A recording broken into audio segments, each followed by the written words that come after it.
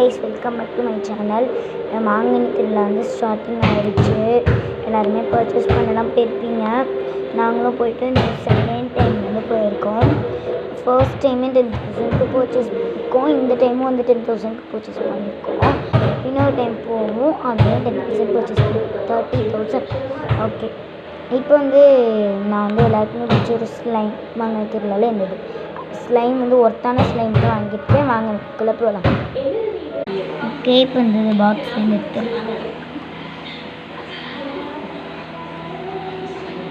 பார்த்தீங்களா, நல்லா ஸ்ட்ரெச் ஆகுது,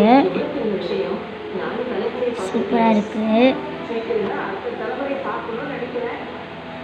நல்லா கிளியராக பாருங்கள்.